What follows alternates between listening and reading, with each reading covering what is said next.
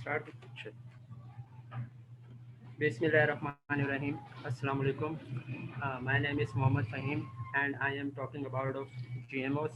My presentation topic is risk related to GMOs. Uh, my topic content is what is GMOs, possible risks of GMOs, GMOs posing some risk to the environment, guidelines for GMO creation for release, herbicide tolerant crops है और BT transgenic plants हैं और इसके अलावा GM crops plants with transgenic resistant to common diseases है। फिर उसके बाद mediation of protease soil using transgenic plants और बैक्टीरिया। फिर ट्रांसफॉर्मेशन ऑफ प्लांट सेल्स हैं, virus resistant crops, horizontal gene flow. फिर उसके बाद डिफरेंसेस हैं।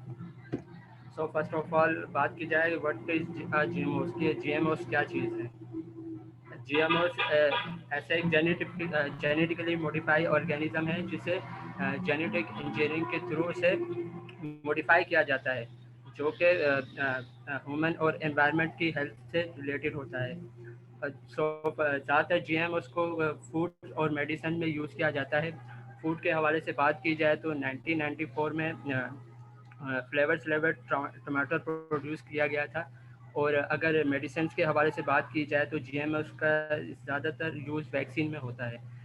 और इसके अलावा जो जीएमओस के सम रिस्क हैं जो कि ह्यूमन हेल्थ और एनवायरनमेंट के हवाले से हैं, जैसे कि ये पॉसिबल रिस्क ऑफ जीएमओस जो कि क्रिएटिंग कर रहा है new and more virus paste and pathogens को, जो कि नए जैसे कि कीड़े वगैरह नए पैथोजन इसको भी क्रिएट कर रहा है। और इसके अलावा scripting the effects of existing pest through hybridisation with related transgenic organism, जैसे कि कुछ पैथोजेंस वगैरह या कुछ पेस्ट के साथ हर्बिटाइज करके ये रिस्क बढ़ा रहा है। इसके अलावा जो हार्ड उसके लिए भी है, नॉन टारगेटेड स्पीशीज़ के लिए भी है। फिर इसके अलावा जो कि ये बायोटिक कम्युनिटीज़ और जो एकोसिस्टम है उसके अंदर भी ये डिस्ट्रप्शन ला रहा है। और इसकी बड़ी वजह ये भी है इरिपेयरेबल लॉस और चेंजेस इन स्पीशीज डाइवर्सिटी और जेनेटिक डाइवर्सिटी, क्योंकि इसको दोबारा रिपेयर नहीं किया जा सकता। जिसके जो चेंजेस और जो लॉस हैं इसका अजाला नहीं किया जा सकता, क्योंकि जेनेटिक डाइवर्सिटी के थ्रू जो इसमें चेंजेस लाई जाती हैं वो इसकी वजह है।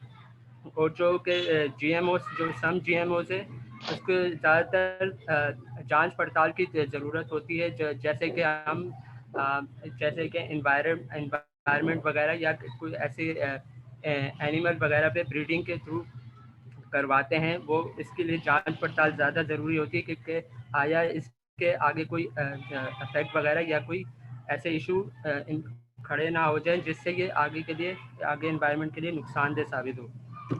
फिर इसके अलावा GMOs posing some risk to the environment, जो कि ये हैं कि little or no real experiments with the trait या होस्ट के साथ कम्बिनेशन, मतलब कि कुछ कम या थोड़े बहुत ऐसे अपने वो जो होस्ट के साथ ये कम्बिनेशन के थ्रू, जैसे कि कम चांसेस होते हैं कि ये कुछ उसमें क्या कहते हैं इफेक्ट डाले।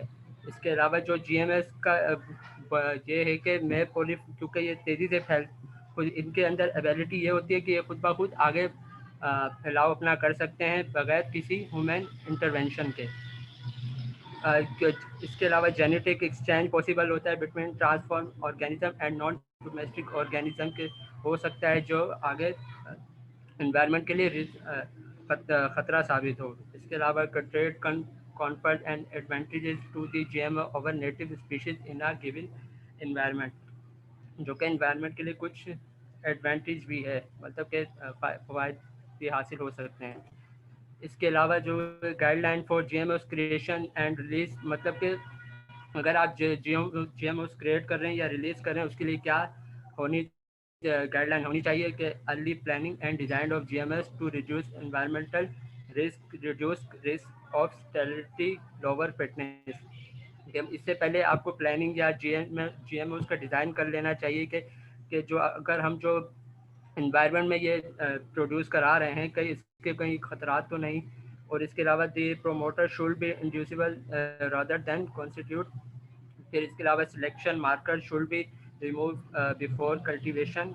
फिर prevent large scale or commercial release if scientific knowledge exists about possible risk के लार्ज स्केल और कमर्शियल रिलीज करने के लिए सबसे पहले तो साइंटिफिक की नॉलेज भी आपको पास होनी चाहिए कि जाहिर है जब इतने बड़े पैमाने पे आप इसको प्रोड्यूस करवाएंगे कोई इसमें रिस्क के चांसेस तो नहीं, तो इसके लिए साइंटिफिक की नॉलेज भी आपको होना लाजमी चाहिए।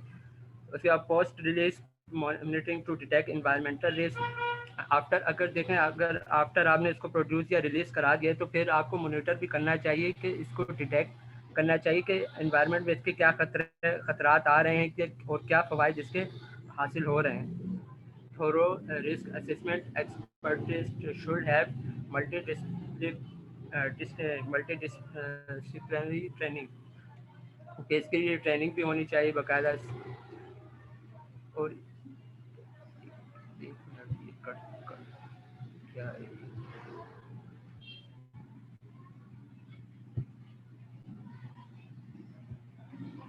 हर्बिसाइड टॉलरेंट क्रॉप्स जो कि इसके बेनिफिट है facilitate non not tillage low tillage weed management जो कि कंजर्व किए जाती है top soil and soil moisture reduce erosion. इसके अलावा allows greater carbon sequestration in soil organic matter. Glyphosate break down more quickly and is more environmentally जो कि ग्लाइफोसाइड जो कि है ब्रेक डाउन करता है तेज़ी से और ज़्यादा क्योंकि ये इन्वायरमेंटली फ्रेंडली भी होता है दैन मैनी अदर हर्बिसाइड के लिए।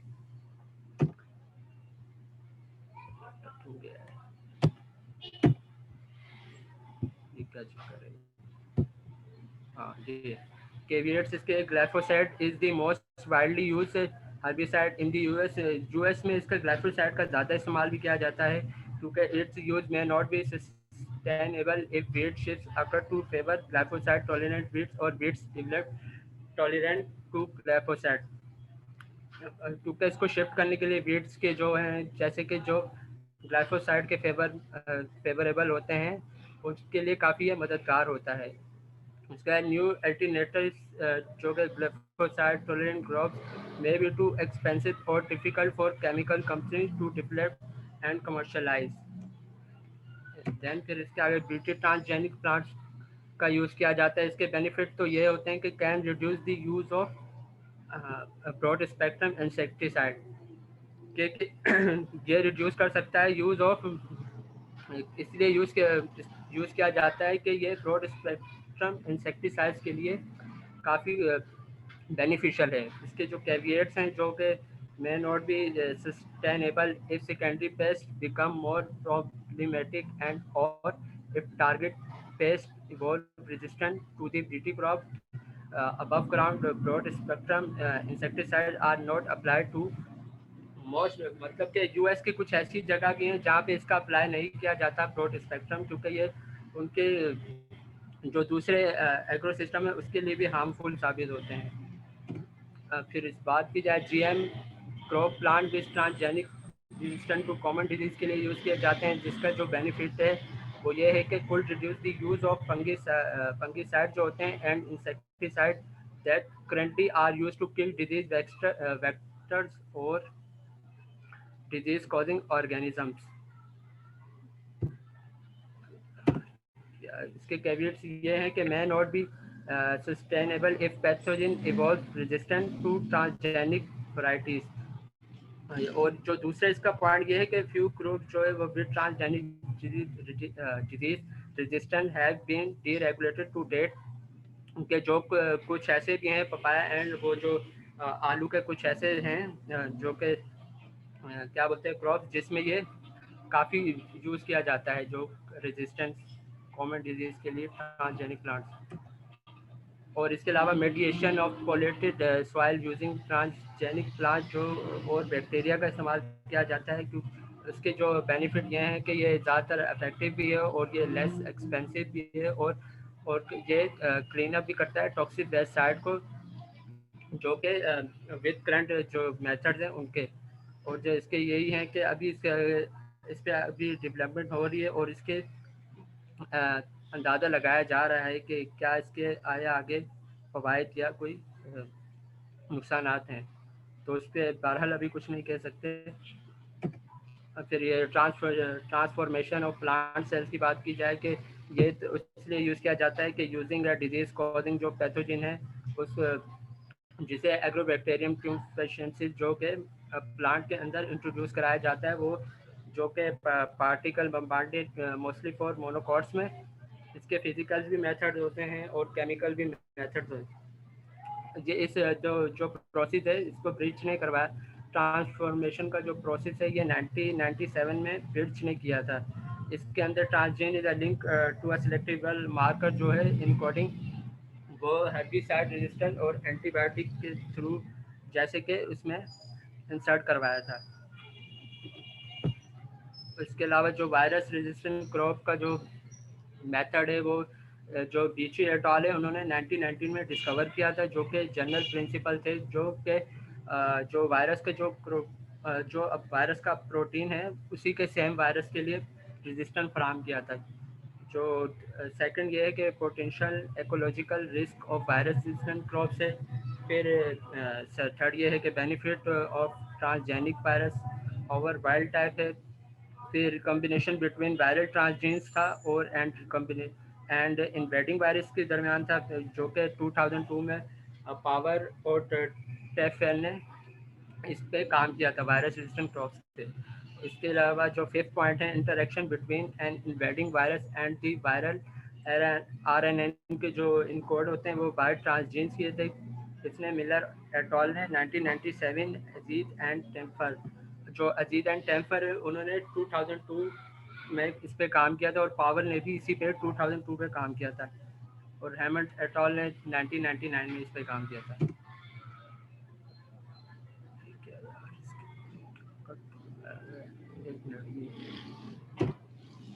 वायरल रेजिस्टेंट क्रॉप में इसका ये जो मेथड था, जैसे कि प्रोसेस यही था कि hazards of virus transit recombination था। इंक्रीज इसके ये थे कि इंक्रीज वायलेंस कर रहा था, और alteration to host strength, change to transmission characteristics से, जो कि स्कॉलेस एंड विंटर मेंटल 1993 में इस पर काम किया गया था। कैरली एटॉल ने 1998 में किया था, और बुर्जा एटॉल ने 1999 और डी जोटेन 1991 पे, और मिलर एटॉल ने 1997 पे इस पे काम किया था। इसके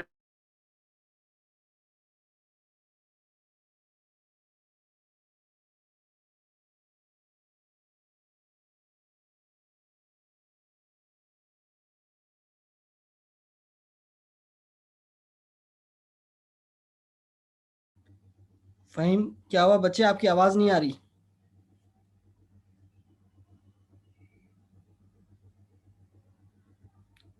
फ़हीम, आपकी आवाज़ नहीं आ रही।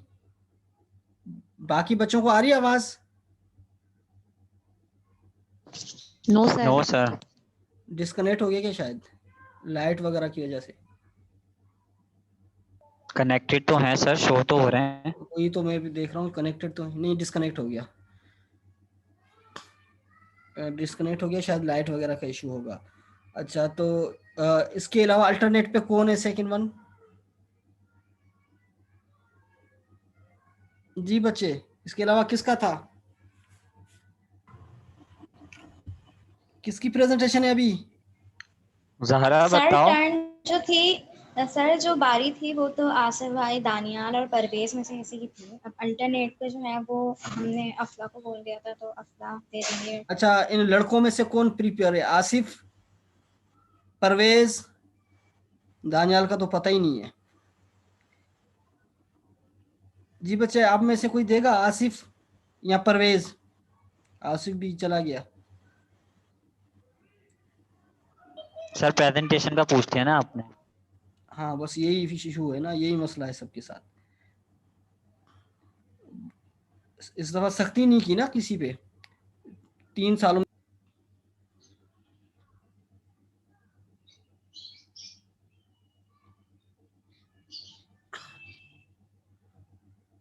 बच्चे ये तमाम मुझे सेंड भी कीजिएगा आप, अपनी जो पीपीटी है, सब बच्चे। Okay sir. जी सर, हमने आपके ऑफिशियल ईमेल पे कर दिया। जी गुड बच्चे। अभी सिर्फ ये कहानी यहाँ तक खत्म नहीं हुई, अभी 20 मार्क्स का और भी आप लोगों का जो है मुझे देना है, 40 मार्क्स हैं तो 20 मार्क्स और भी आप लोगों के हैं, वो मैं टेस्ट लूंगा क्विज। सर 40 यानी कि 60 का आप 20 का था ये तो। नहीं बच्चे, 60 का आप लोगों का पेपर होगा और 40 का जो है आप लोगों अच्छा का जो है मेरे पास मार्क्स है। 20 मार्क्स की तो ये प्रेजेंटेशन है, 20 मार्क्स जो है मैं आप लोगों को जो है वो करूँ, क्या कहते हैं, 20 मार्क्स का मैं आपको क्विज दूंगा, यानी कि सरप्राइज टेस्ट। अच्छा सर बच्चे ये तो चले, बाकी टीचर्स ने नहीं बताया कि 40 मार्क्स का है। मेरा कोर्स है ना 3+0, जिनका 3+0 है तो वो खुद ही करेंगे। Okay sir. अच्छा बच्चे चले स्टार्ट करें बच्चे। सर स्टार्ट करूं? जी जी बच्चे स्टार्ट करो। Assalamu alaikum. This is me, Flaha Sultan. So today the topic of my presentation is reproductive cloning and other types of cloning. The objective of my presentation is after completing this presentation, we all are able to know about reproductive cloning and other types of cloning, procedures of cloning, and applications of cloning. Hello? जी जी बच्चे आवाज आ रही है, continue करें। Acha, okay, sir. So the content of my presentation is introduction to cloning, reproductive cloning, steps of reproductive cloning, human reproductive cloning, other types of cloning, applications of cloning, conclusion, and references. So now here is the introduction of cloning, that what is cloning. As we all know that the term cloning describes a number of different processes that can be used to produce genetically identical copies of biological entity. हम सबको मालूम है कि cloning एक ऐसा procedure है जिसमें हम जो है वो क्लोन बनाते हैं, जिसमें हमारे पास जो जेनेटिक आइडेंटिकली हमारे पास होता है, कॉपीड मटेरियल जो है वो सेम होता है जेनेटिकली मेकअप उसका, जिसे हम क्लोन कहते हैं। और क्लोनिंग का प्रोसेस हम डिफरेंट, हमारे पास पर्पस होते हैं क्लोनिंग का, लेकिन अगर हम देखें कि some scientist would like to clone कि जो एंडेंजर्ड स्पीशीज होती हैं उनको प्रोटेक्ट करने के लिए, कि वो एक्सटेंट होने वाली होती हैं, उनकी हम जो है वो क्लोनिंग करते हैं ताकि हम उनको जो है वो सेव कर सकें। प्रैक्टिस करते हैं टेक्निक्स की, scientist have so far clone non. और उसके अलावा जो हमारे पास स्पीशीज एक्सटेंट होने वाली होती हैं, उसके अलावा भी जो नॉन डेंजर्ड एनिमल्स होते हैं उसकी भी क्लोनिंग की जाती है, जिसमें से हमारे पास टैडपोल्स हैं, माइस है, हॉर्सेस हैं। ये तमाम वो एनिमल्स हैं हमारे पास जो एक्सटेंट नहीं होते, लेकिन फिर भी इनकी क्लोनिंग की जाती है ताकि हम इसको फर्दर एक्सपेरिमेंट्स के लिए यूज कर सकें। So it took thousands of attempts for these experiments to be a success. Now, there are the three basic types of cloning: reproductive cloning, therapeutic cloning, and gene cloning. Now, first of all, I will discuss about that what is reproductive cloning. Reproductive cloning is a method used to make a clone or an identical copy of an entire multicellular organism. Reproductive cloning में basically हमारे पास क्या होता है, ये एक ऐसा process है हमारे पास जिसमें हम एक पूरे ऑर्गेनिज्म को जो है वो क्लोन करते हैं, और बेसिकली हमारे पास asexual प्रोडक्शन होती है, because most multicellular organisms undergo reproduction by sexual means, which involves genetic hybridization of two individuals, making it impossible to generate an identical copy or clone of either parent. Recent advances में हमारे पास यही है कि biotechnology में जो cloning है हमारे पास, तो हम उसमें मोस्टली ये करते हैं कि asexually जो है वो हम रिप्रोडक्शन करवाते हैं, चाहे वो ह्यूमन क्लोनिंग हो हमारे पास या एनिमल क्लोनिंग हो। तो अब इसकी हम थोड़ी हिस्ट्री देख लेते हैं रिप्रोडक्टिव क्लोनिंग की। The first clone animal was Dolly, a sheep who was born in 1996 through SCNT। हमारे पास सबसे पहले जो है वो एनिमल क्लोनिंग की अब बात करें तो डॉली शीप है, जिसका हमने क्लोन तैयार किया गया था 1996 में through somatic cell nuclear transfer. ये प्रोसेस है हमारे पास जिसके जरिए हमने इसका क्लोन बनाया था डॉली शीप का।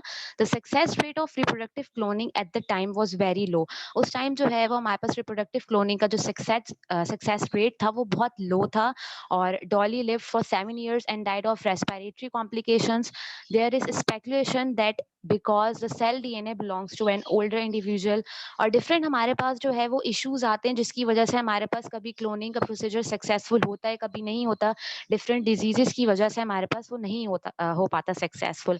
उसके अलावा हम बात करें तो और भी हमारे पास बहुत से एनिमल हैं डॉली के अलावा जो सक्सेसफुली क्लोन किए गए। As I told you, horses हैं, बुल्स, गोट्स, माइस और कैट्स, पिग्स वगैरह, इन सब की हम जो है वो क्लोनिंग करते हैं। Here is the procedure of reproductive cloning. के रिप्रोडक्टिव क्लोनिंग का जो एनिमल रिप्रोडक्टिव क्लोनिंग है उसका एक जनरल प्रोसीजर है कि किस तरह से होती है। सबसे पहले हम क्या करते हैं कि an egg cell is taken from a adult female sheep. जो अडल्ट फीमेल शीप होती है उससे हम एग सेल लेते हैं, और on another side a donor cell is taken from a sheep's udder. अब क्या होता है इसमें, जो हमने अडल्ट फीमेल से एग लिया है, एग सेल, वहां से हम न्यूक्लियस जो है वो रिमूव करते हैं, और फिर ये जो न्यूक्लियस रिमूव करते हैं तो हमने जो डोनर क्या कहते हैं सेल दिया है, वहां से उसका न्यूक्लियस रिमूव करते हैं, वो हम इसमें फ्यूज करवा देते हैं। जो अडल्ट से हमने एक्स सेल लिया और हम इलेक्ट्रिक शॉक के जरिए इसको फ्यूज करवाते हैं। देन हमारे पास जो फ्यूज सेल है वो बिकम डिवाइडिंग, नॉर्मली डिवाइड होता रहता है, और जब वो हमारे पास एम्ब्रियोनिक लेवल पे या ब्लास्टोसिस स्टेज पे पहुंचता है, उसके बाद हम इस एम्ब्रियो को प्लेस कर देते हैं in the uterus of the foster mother, और फिर वो नॉर्मली हमारे पास एम्ब्रियो डेवलप होता है, एंड देन हमारे पास एक क्लोन लैम्प जो है वो हमारे पास इन द रिजल्ट सामने आता है। तो ये एक जनरल प्रोसीजर है हमारे पास रिप्रोडक्टिव क्लोनिंग का। Now what is the purpose of reproductive cloning? यहाँ पे कुछ पर्पस है हमारे पास दो तीन कि किस वजह से हम रिप्रोडक्टिव क्लोनिंग करते हैं। द फर्स्ट इज कि cloning of livestock is a means of replicating an existing favourable combination of traits such as efficient growth and high milk production. बाज दफा हम क्लोनिंग इसलिए भी करते हैं क्योंकि हमें अपना जो है वो फेवरेबल प्रोडक्शन चाहिए होती है, हमें मतलब ऐसे हमारे जो जीन ऑफ इंटरेस्ट हम उसमें देते हैं कि हाई मिल्क प्रोडक्शन के लिए या उनकी ग्रोथ के लिए हम जो है वो क्लोनिंग करते हैं। उसके अलावा it allows an animal with a particular genetic modification then mammals used in scientific experiments such as mice are cloned as a part of research। और बाज़ दफ़ा हम कुछ एनिमल्स की क्लोनिंग इसलिए करते हैं ताकि हम फर्दर फ्यूचर में उसको जो है वो एक्सपेरिमेंट्स के लिए यूज कर सकें। नाउ अब रिप्रोडक्टिव क्लोनिंग में हमारे पास एनिमल क्लोनिंग की हमने बात कर ली, अब इसमें ह्यूमन क्लोनिंग भी आता है। Human cloning as we all know बहुत कंट्रोवर्शियल हमारे पास टॉपिक है, लेकिन ऑन द अदर हैंड अगर हम बात करें कि हमारे पास दो फर्दर और टाइप्स आ जाती है ह्यूमन क्लोनिंग में, जिसमें थेराप्यूटिक क्लोनिंग होती है और रिप्रोडक्टिव क्लोनिंग, जिसको हम कर सकते हैं। ये इतना कोई कंट्रोवर्शियल नहीं होता कि हम प्रॉपर किसी ह्यूमन को क्लोन कर रहे हैं।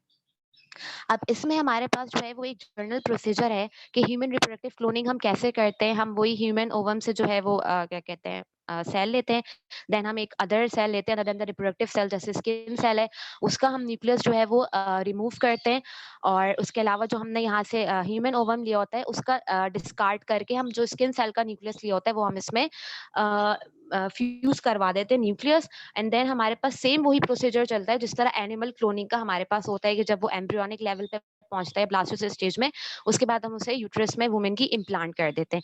अब यहाँ पे कुछ बेसिक पर्पस है ह्यूमन क्लोनिंग के जिसकी वजह से हम ह्यूमन क्लोनिंग कर सकते हैं, और ये इतना कंट्रोवर्शियल नहीं होगा अगर हम बात करें तो। कि first is infertile couples who wish to have a child that is genetically identical with one of them or with another nucleus donor। Second purpose ये होता है कि parents who have lost a child and wish to have another genetically identical child। Third is people who need a transplant, for example of cord blood, to treat their own or their child's disease and who therefore wish to collect genetically identical tissue from a clone fetus or newborn। ये कुछ हमारे पास purpose है जिसकी वजह से हम human cloning करते हैं, but although it's a controversial topic और बहुत सी कंट्रीज में हमारे पास ह्यूमन क्लोनिंग जो है वो बैन है। बहुत सी कंट्रीज हैं, लेकिन यहाँ पे कुछ ऐसी कंट्रीज जो टॉप ऑफ द लिस्ट हैं मैं बताती हूँ आपको, जैसे सिंगापुर है, Argentina, Australia, Canada, India, Pakistan, Russia, south Africa. ये ऐसी कंट्रीज हैं जहाँ पे हमारे पास ह्यूमन क्लोनिंग बैन है। Now the second type of cloning is therapeutic cloning. यहाँ नाम से ही पता चल रहा है कि ये क्लोनिंग की टाइप हम बेसिकली इलाज के पर्पस के लिए यूज करते हैं। यहाँ जो हम क्लोनिंग कर रहे हैं थेराप्यूटिक उसके लिए, इसमें बेसिकली स्टेम सेल्स हमारे पास रिसर्च आ जाती है कि हम बेसिकली क्लोन डिजाइन करते हैं therapy for a disease. In therapeutic cloning the nucleus of a cell, typically a skin cell, is inserted into the fertilised egg whose nucleus has been removed and the nucleate egg begins to divide repeatedly। अच्छा, इसका procedure हमारे पास थोड़ा सा different है। यहाँ पे हम देख सकते हैं कि इसमें हमारे पास स्टार्टिंग से तो प्रोसीजर सारा वही चलता है, लेकिन जब यहाँ पे जो हमारे पास सेल्स होते हैं जब वो एम्ब्रॉयनिक या ब्लास्टोसिस लेवल पे आते हैं तो हम उसे किसी बॉडी में जो है वुमेन या एनिमल बॉडी में इम्प्लांट नहीं करते, बल्कि वहां से हम स्टेम सेल्स कलेक्ट करते हैं, फिर हम जेनेटिकली मैच टिश्यू देखते हैं जो हमारे पास पेशेंट होता है उससे, जो भी उसमें हमारे पास उसका डिजीज है। और क्योंकि स्टेम सेल्स में हमारे पास एबिलिटी होती है कि डिफरेंट टाइप्स ऑफ सेल्स में वो डिवाइड हो सकते हैं, जैसे न्यूरॉन्स है हमारे पास, रीनल सेल्स है, पैनक्रियाटिक सेल्स है, वो हम जेनेटिकली मैच टिश्यू देख के उसको हम इम्प्लांट कर दिया जाता है पेशेंट में, ट्रांसप्लांट कर दिया जाता है। तो ये हमारे पास थेराप्यूटिक क्लोनिंग का प्रोसीजर होता है।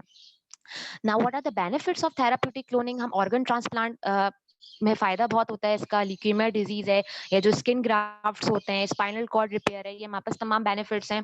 और if we talk about pitfalls of a therapeutic cloning, then यहाँ पे हमारे पास जो है वो एथिकल इश्यूज आते हैं and practical and technical issues हैं। बच्चे कंक्लूड करें, conclude. Okay.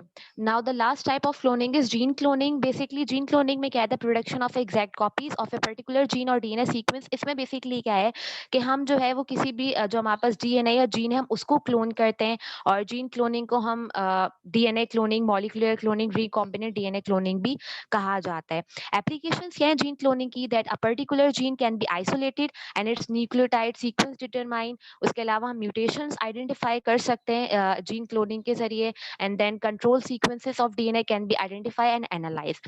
So the conclusion of my presentation is that cloning is still a young technology, and we should understand that there could be some difficulties at first, the same as any other technological improvement that we have had throughout the history. To ban this research would result in loss of a technology that could someday cure diseases or prevent the deaths of the people who wait endlessly for an organ transplant. These are the references of my presentation. Thank you. Good बच्चे, अच्छी presentation आपने दी. अच्छा, कोई question answer? जी sir. हाँ पूछे बच्चों. Sir हम जो है बेसिकली बायो एथिक्स पढ़ रहे हैं, और ये क्लोनिंग वगैरह तो बेसिकली मेथड्स हैं कि किस तरीके से हम क्लोन कर सकते हैं. तो सर असल तो ये होना चाहिए कि बेसिकली बायो एथिक्स इसमें कहाँ है, कि एथिकल इश्यूज डिस्कस होने चाहिए थे ना. तो इफला अगर आप वो थोड़े से डिस्कस कर लें, बता दें हमें, क्योंकि प्रेजेंटेशन में तो नहीं थे. मैंने इसमें एथिकल इशू सिर्फ ह्यूमन क्लोनिंग के डिस्कस किए, कि मतलब हम अगर अब बच्चे आपका जो एथिकल टॉपिक इश्यूज था ना, इस तरह के जैसे जस्ट मिनट बच्चे, आपका टॉपिक ये नहीं था. आपका था रिप्रोडक्टिव एंड क्लोनिंग टेक्निक्स. मुझे अच्छी तरह याद है, ठीक है. क्लोनिंग टेक्निक्स था, रिप्रोडक्टिव टेक्निक्स के अंदर जो इथिकल इश्यूज आते हैं, या जो मैं आपको बता चुका हूं, अगर हम करते हैं तो उसमें कौन कौन से इथिकल इश्यूज हैं, सोशल कौन से इश्यूज हैं, रिलीजियस कौन से इश्यूज हैं, उनको हाईलाइट करती तो वो ज़्यादा बेहतर था. क्योंकि आपने जो बताए हैं वो टाइप्स बताए हैं, क्लोनिंग क्या होती है, रिप्रोडक्टिव क्लोनिंग क्या होती है, उसके मेथड्स क्या होते हैं, ठीक है. आपने ज़्यादातर इन चीज़ों पे दिया है. ऊपर करें, कंटेंट दिखाएं मुझे, कंटेंट. जी सर. बच्चे कंटेंट में आपने इसमें टाइप्स बताई हैं, रिप्रोडक्टिव क्लोनिंग, और स्टेप्स बताएं कि क्या स्टेप्स हैं, ठीक है. फिर आपने ह्यूमन का बता दिया, बाकी टाइप्स बता दिए, एप्लीकेशंस बता दी. लेकिन इसमें जो अहम चीज़ थी वो थे सोशल इश्यूज कौन से हैं, इथिकल, ठीक है. और इसके अलावा जो हैं वो आपके रिलीजियस कौन से हैं, ठीक है. ये बताएं, ये मैं नहीं कह रहा कि ये आपने गलत बताएं जी बच्चे, सर. ये बिल्कुल आपने सही बताएं. जी इसके जी अंदर ये स्टेप्स भी हैं, टेक्निक्स भी में भी इसमें सर, आ तो मैं ये सब चीजें अगर आप चाहें तो इंक्लूड करके मैं दोबारा दे सकती हूँ तो नहीं प्रेजेंटेशन, अगर कोई मसला दोबारा की नहीं. नहीं है. प्रेजेंटेशन आपने अच्छी दी है, सही दी है, ठीक है. लेकिन इन चीजों का थोड़ा सा आप लोगों ओके को सर. ख्याल करना होता है, ठीक है. अच्छा, और कोई जी क्वेश्चन? Okay sir. ये इन्होंने सही क्वेश्चन किया कि आपने इथिकल इसको नहीं, आपने इसको इंक्लूड किया. ये बच्चे ने सही क्वेश्चन किया. अच्छा, कोई और क्वेश्चन इसमें से आप लोग? जी बच्चे, कोई और? हमजा क्या बोल रहे हैं, आपकी आवाज Yes, बिल्कुल नहीं आ sir. रही. हाँ आसमा, बच्चे पूछे आप. Ifla, what is जी. blastocyst? ब्लास्टोसिस्ट हमारे पास ये होता है कि जब ब्लास्टोसिस्ट में हमारे पास जो सेल्स हैं वो बहुत मतलब एक बंच फॉर्म में डिवाइड होके हमारे पास आ जाते हैं. हम ये कहें कि बहुत सारे सेल्स हमारे पास उसमें मतलब वन बाय वन बहुत सारे ग्रुप ऑफ सेल्स हो जाते हैं हमारे पास. फिर वहां से हम जो है वो जो पूरा गुच्छा हो जाता है हमारे पास, एक हम कहें एम्ब्रायनिक लेवल पे, तो वहां से हम अपने फिर स्टेम सेल्स जो है वो कलेक्ट करते हैं और फर्दर जिस पर्पस के लिए भी हमें यूज करना हो उस स्टेज को हम जो है वो ब्लास्टोसिस्ट कहते हैं, जहाँ पे बहुत सारे हमारे पास वो ग्रुप बन जाते हैं उन सेल्स का डिवाइड होके. ओके ओके, इसका मतलब ये है कि ये इनिशियल डेवलपमेंटल स्टेज है, राइट? जी बिल्कुल एग्जैक्टली. Okay, thank you. अच्छा, और वेलकम. कोई बच्चे पूछना चाह रहे हैं आप लोगों में से? हमजा, आपकी आवाज बिल्कुल स्लो है, आप बताएं क्या पूछना चाह रहे हैं. सर अब आ रही है मेरी आवाज? हाँ, अब बच्चे सही आ रही है, पूछें. सर मेरा सवाल इफला से है. इफला, आपने कहा कि हम जो है एनिमल क्लोन करते हैं, तो जो क्लोन एनिमल है क्या इनके पास सोल होती है? अब मुझे हमजा आपकी आवाज सही से नहीं आ रही है, बहुत आवाज स्लो आ रही है, बिल्कुल थोड़ा स्लो सा है जोर से आपकी, बोलेंगे आवाज आप. बहुत स्लो है आपकी बच्चे. सर अब एक मिनट सर, अब सही आ रही है? जी बोलिए. मैं कह रहा हूँ कि जो आपने कहा कि क्लोन एनिमल है, तो क्लोन एनिमल जो होते हैं तो क्या उनके पास सोल होती है, मतलब उनकी रूह होती है? रूह होती है देखिए उसकी, जब क्लोन एनिमल्स हम की. होती है एग्जैक्टली मतलब हम एक क्लोन बनाएंगे और जब वो एक जीता जागता मतलब जानवर होगा तो ऑब्वियसली बात है उसमें सोल तो होगी ना, बिना उसके मतलब कैसे हम क्लोनिंग कर सकते हैं या उसका क्लोन. ठीक है। अच्छा, दूसरा सवाल मेरा ये है कि आपने बताया कि जो ह्यूमन क्लोनिंग है उसके नेगेटिव इम्पैक्ट आपने बता दिए, नेगेटिव इफेक्ट बता दिए, लेकिन जब साइंटिस्ट ने ह्यूमन क्लोनिंग स्टार्ट की होगी, जाहिर सी बात है उनके माइंड में कुछ बेनिफिट्स तो होंगे ना। तो मैंने अगर वो कुछ बेनिफिट्स ही बेनिफिट्स आप बताया है, शेयर कर मैंने दें पर्पस ही बताया है, मैंने 3 पॉइंट्स में ह्यूमन पर्पस ही क्लोनिंग। बताया है। जी, ह्यूमन क्लोनिंग का वो पर्पस ही है कि किस वजह से ह्यूमन क्लोनिंग, वैसे तो हम सबको मालूम है कि एक बहुत कंट्रोवर्शियल टॉपिक है, ह्यूमन क्लोनिंग बैन है, नहीं कर सकते, हर जगह ही है, लेकिन अगर होती तो किस वजह से होती, वो मैं पर्पस आपको यहाँ बच्चे पे लेके ह्यूमन बता क्लोनिंग चुकी जो हूँ है ना। वो टोटल बैंड है, और इस पे जो है रिसर्च भी नहीं जी होती, इस पे पेपर भी पब्लिश नहीं होते। ठीक है, तो इन्होंने जितना बताया है वो सही बताया है, पर्पस जितना वो बता सकती थी ये बताया देखें, है। पर्पस ठीक है, हमारे पास 3 पॉइंट्स है लेकिन कि जो हम आर्गन इनफर्टाइल की, कपल्स होते हैं ये और बच्चे बाकी। हम आर्गन जी जो है वो कर सकते हैं ट्रांसप्लांट, बाकी पूरी क्लोनिंग एग्जैक्टली हम नहीं कर सकते। ठीक है, जी इसमें जो है वो ममनू है। जी अच्छा, बाकी एनिमल्स का आप बता जी सकते हैं, बाकी चीज बता सकते हैं। ह्यूमन क्लोनिंग के बारे में इतना जो है डिटेल नहीं बताया जा सकता, क्योंकि वो इथिकल इसके अंदर कुछ बहुत सारे इश्यूज हैं। अच्छा, कोई और बच्चे क्वेश्चन जी। पूछना चाह रहे हैं आप में से? नथिंग। अच्छा बच्चे, आप दोबारा इसको कंटिन्यू करेंगे? फहीम, फहीम। जी सर, लास्ट ही थी वो, हाँ लास्ट बच्चे, स्लाइड आप थी। दोबारा इसको कंटिन्यू करें। ओके। अच्छा, आपके पास 5 से 6 मिनट है, उसके बाद मैं दोबारा इसको जो है वो करूंगा, क्योंकि 5-6 मिनट के बाद ये ऑटोमेटिकली बंद हो जाएगा। ठीक है फहीम, इसको स्टार्ट करो ओके दोबारा। सर। शाबाश, गुड। इसको कंक्लूड भी करो जल्दी से बच्चे। सर लास्ट ही स्लाइड थी बस। अच्छा गुड, लास्ट स्लाइड है तो सही है। जी, हॉरिजेंटल जीन फ्लो के बारे में बात की जाए तो कि जो इसका फर्स्ट पॉइंट ये है कि 1 to 20% जो ऑर्गेनिज्म है जो कि बाहर से जो कि डीएनए होता है उस पर ये काम किया था इन लोग ऑचमैन एटॉल ने 2000 में, और इसके अलावा जो कॉनिन एटॉल ने 2001 में इस पर काम किया था कि जैसे कि बाहर से किसी ऑर्गेनिज्म का डीएनए लेके किसी दूसरे में इंसर्ट करवाया था, इस पर्पज़ के लिए यूज़ किया गया था। फिर जो दूसरा सेकंड है जो major source of microbial evolution है। फिर इसके अलावा थर्ड जो बात की जाए डिपेंड्स ऑन पॉपुलेशन की डेंसिटी के बारे में है। हमजा फिर इब्राहिम, आप जो लिख रहे हैं मेरे पास आ रहा है, समझे बच्चे, मेरे पास सारी रिकॉर्डिंग आ रही है, आप जो और लिख रहे हैं। फोर्थ जो है less frequent between distantly related taxa के बारे में है। फिर फिफ्थ पॉइंट ये है कि most likely to occur and had been detected in microbial communities, जो कि गेफार्ड एंड स्मॉला ने 1990 में किया था। फिर नेल्सन एटॉल ने 1998 में किया था इस पे वर्क, और बर्टोला एंड सिमोनेट में 99 में इस पे काम किया था। और इसके अलावा जो के एटॉल ने 2002 में इस पे काम किया था, जो कि हॉरिजॉन्टल जीन फ्लो है।